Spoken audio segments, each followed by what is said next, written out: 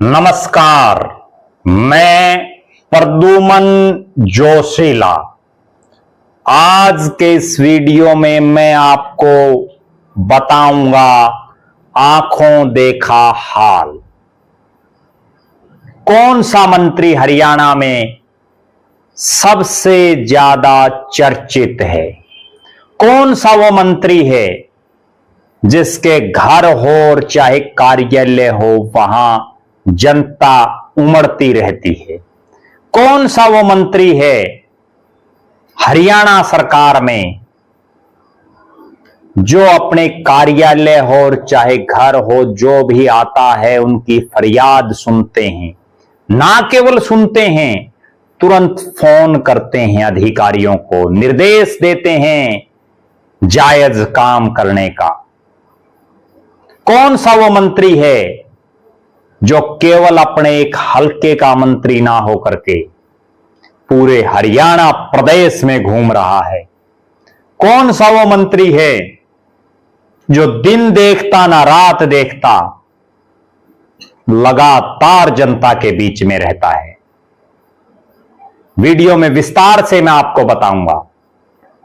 उससे पहले आप सभी दर्शकों से अनुरोध है कि YouTube पर हमारे चैनल को सब्सक्राइब करें, बेल आइकन घंटी का बटन अवश्य दबाएं, वीडियो को ज्यादा से ज्यादा शेयर करें, वीडियो को हाइप जरूर करें, अपने विचार कमेंट के माध्यम से लिखें। जो दर्शक निष्पक्ष, निर्भीक और स्वतंत्र पत्रकारिता में विश्वास रखते हैं वो हमें निरंतर आर्थिक सहयोग जरूर करें।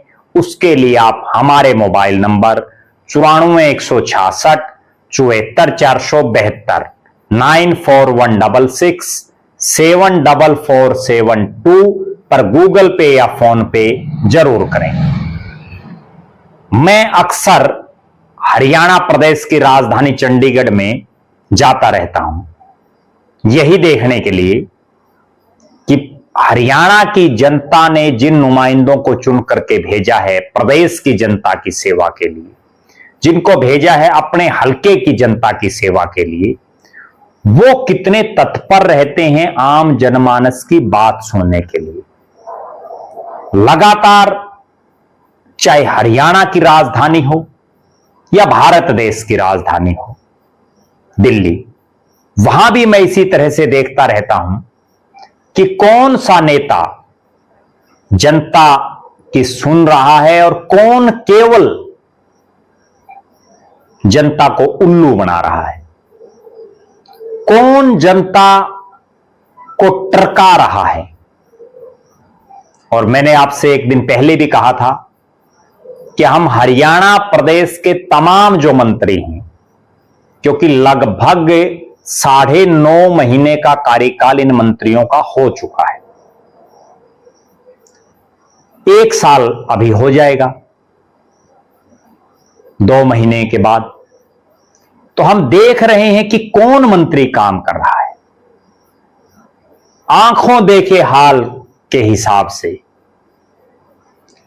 हरियाणा प्रदेश में एक मंत्री जिसकी कोठी पर भी आम जनमानस का तांता लगा रहता है, जिसके लघु जो सचिवालय है हरियाणा का सेक्रेटरीट, उसमें ऑफिस में भी भीड़ लगी रहती है। सबके फोन करते हैं, सबको चाय पानी पिलाते हैं, सबके दुख दर्द और शिकायतों को सुनते हैं, समझते हैं, समाधान की तरफ कदम बढ़ाते हैं। और नाम है किशन बेदी। जी हां, किशन बेदी फिलहाल नरवाना विधानसभा क्षेत्र से बीजेपी के विधायक हैं, प्रदेश की सरकार में कैबिनेट मंत्री हैं, सामाजिक न्याय एवं अधिकारिता विभाग के मंत्री हैं और भी डिपार्टमेंट हैं उनके पास, बड़े कद्दावर मंत्रियों में हैं। मंत्री के साथ साथ भारतीय जनता पार्टी के प्रदेश के महामंत्री भी हैं। किशन बेदी एक साधारण परिवार से आकर के अपने राजनीतिक जीवन में पहली बार शाहबाद से वो विधायक बने। विधायक बनने के बाद मनोहर लाल खट्टर साहब की सरकार में उनको मंत्री बनाया गया। खूब उस समय भी वो प्रदेश में घूमे। बहुत काम कराने के बावजूद और प्रदेश में एक चर्चित चेहरा होने के बावजूद अगले चुनाव में वो शाहबाद से चुनाव हार गए। लेकिन पार्टी के प्रति समर्पण को देखते हुए, पार्टी के प्रति निष्ठा को देखते हुए, काम करने की ललक को देखते हुए और आम जनमानस के दुख दर्द को बांटने वाला एक नेता अगर कोई है, ऐसी छवि जिसकी हो, उसको देखते हुए किशन बेदी साहब को मनोहर लाल खट्टर ने अपना राजनीतिक सलाहकार बनाया। जी हां, मनोहर लाल खट्टर साहब हरियाणा के जो 9.5 साल मुख्यमंत्री रहे, अपने दूसरे कार्यकाल में किशन बेदी को चुनाव हारने के बावजूद बड़ा पावरफुल नेता बनाया। यह दर्शाता है कि किशन बेदी कितने उपयोगी हैं पार्टी के लिए, संगठन के लिए। 2024 का चुनाव आता है। चुनाव से ऐन पहले किशन बेदी की उपयोगिता को देखते हुए उन्हें प्रदेश महामंत्री बनाया जाता है। खूब उन्होंने मेहनत की और प्रदेश महामंत्री होते हुए आप उनके पार्टी के प्रति समर्पण भावना को देखिए। बीजेपी में संगठन में 4 सबसे बड़े पद, 1 प्रदेश अध्यक्ष, 3 प्रदेश के महामंत्री, चौथा जो संगठन महामंत्री है वो हरियाणा से बाहर के हैं, फणींद्र नाथ शर्मा। लेकिन जो ये 4 नेता हैं जो सबसे पावरफुल हैं बीजेपी के संगठन में, बड़ी गंभीर बात मैं दर्शकों को बता रहा हूं, ना मोहनलाल बड़ौली ने चुनाव लड़ा जो प्रदेश अध्यक्ष और सिटिंग विधायक थे, ना सुरेंद्र पुनिया ने चुनाव लड़ा जो लगातार 2 बार चुनाव लड़ चुके थे प्रदेश के महामंत्री, ना डॉक्टर अर्चना गुप्ता ने चुनाव लड़ा जो प्रदेश के महामंत्री हैं। पार्टी ने केवल 1 नेता को टिकट दी, जिन पर भरोसा और विश्वास जताया कि ये संगठन महामंत्री के साथ साथ, पार्टी महामंत्री के साथ साथ इनको विधानसभा में भी भेजना है। और 4 में से केवल किशन बेदी को चुनाव लड़ाया गया। यह दर्शाता है कि बीजेपी में उनका कितना बड़ा कद है। नरवाना से किशन बेदी को टिकट दी और उन्होंने उस नरवाना से जहां रणदीप सिंह सुरजेवाला का घर ही हल्का है, कांग्रेस के राष्ट्रीय महासचिव, कांग्रेस की राष्ट्रीय महासचिव कुमारी शैलजा की पार्लियामेंट में नरवाना आता है। चुनाव से ऐन पहले हृदय परिवर्तन करके घर वापसी करने वाले अशोक तंवर की लोकसभा में आता है नरवाना। चौधरी बीरेंद्र सिंह का पुराना हलका है नरवाना और हिसार के सांसद जयप्रकाश जेपी का पुराना हलका है नरवाना। 5 कद्दावर नेता कांग्रेस के, लेकिन चुनाव जीतते हैं किशन बेदी अपनी मेहनत, अपने रसूख के दम पर, पार्टी के दम पर, भाजपाई कार्यकर्ताओं के दमखम पर।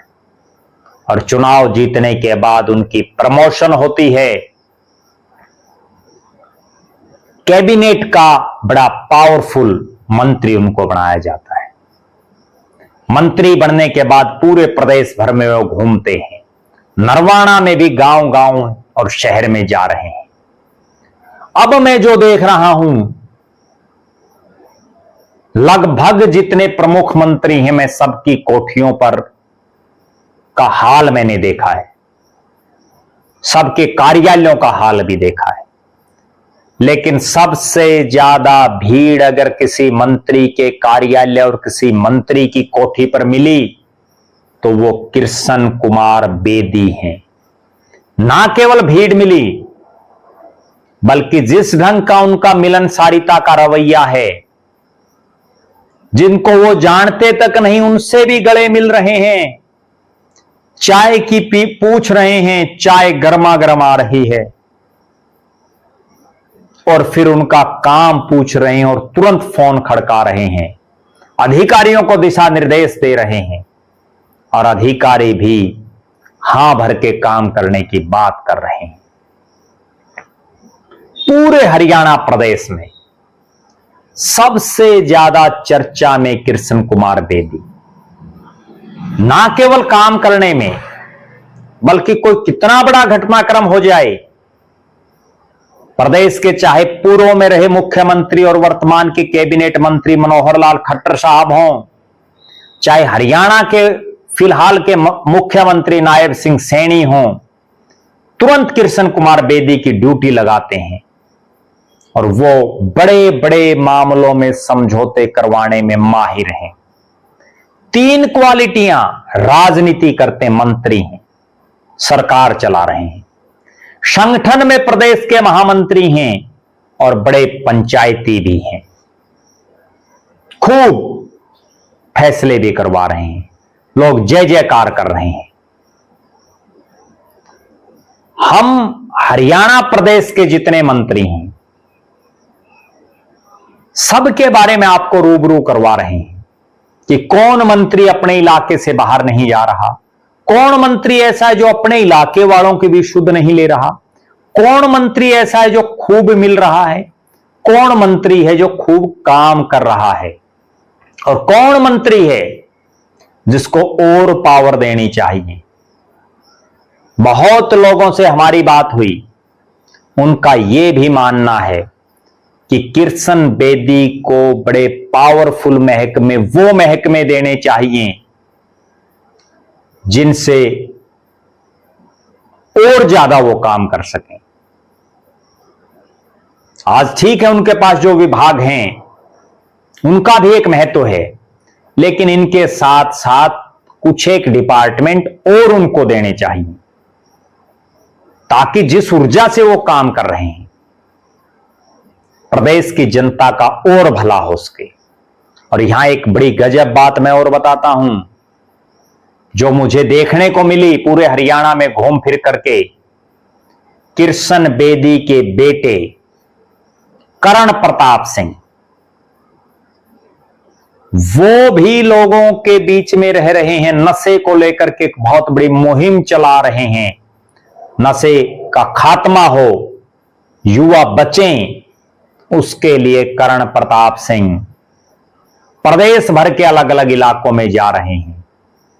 अपने आप में एक बहुत सराहनीय कदम है, वरना तो बहुत बार हमने ये देखा है कि मंत्री बन गया बाप और बेटा उसके बाद मौज करता है, लेकिन कृष्ण बेदी के बेटे जनता की सेवा कर रहे हैं।